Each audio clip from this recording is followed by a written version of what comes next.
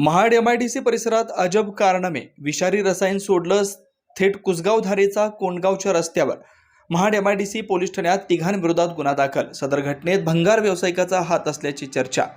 Mahad MIDC पासून हाकेच्या अंतरावर असणाऱ्या कुसगाव गावच्या हद्दीत धारेचा कोंड या गावाकडे जाणाऱ्या रस्त्यावर आणि या रस्त्यालगत असणाऱ्या मोऱ्यांमध्ये आणि मोकळ्या जागेत विषारी रसायन सोडल्याने या ठिकाणी प्रचंड अशी दुर्गंधी आणि या परिसरामध्ये असणारे गवत जळून गेलंय। या पार्श्वभूमीवर महाड MIDC पोलीस ठाण्यात साकडी गावचा रहिवासी युवराज विठोबा जगताप वय वर्ष 27 आणि राम सीताराम पाटेकर राहणार कुसगाव वय वर्ष 61 आणि अन्य एक साथीदार याच्या विरोधात विषारी रासायनिक द्रव पदार्थाची हयगय करून मानवी जीवितास, आरोग्यास व पर्यावरणास बाधा आणणारे कृत्य केल्याप्रकरणी कारवाई करीत भारतीय न्याय संहिता कलम 272, 279, 280, 286, 35 महाराष्ट्र पोलीस अधिनियम 1951 कलम 108 अन्वये गुन्हा दाखल केलाय।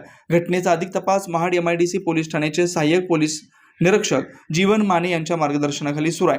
हा प्रकार जरी कुसगाव गावच्या हद्दीत घडला असला तरी हेच पाणी पुढे जाऊन नाल्यामार्फत काळनदी पात्रात मिसळत आहे, त्यामुळे वन्यजीव आणि नागरिकांच्या आरोग्यास धोका निर्माण होण्याची शक्यता निर्माण झाली आहे।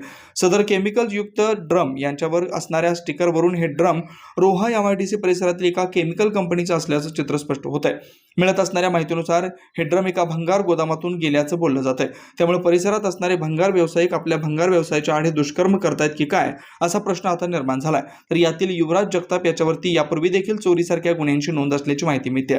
ब्युरो रिपोर्ट, तेज मराठी न्यूज, महाड, रायगड।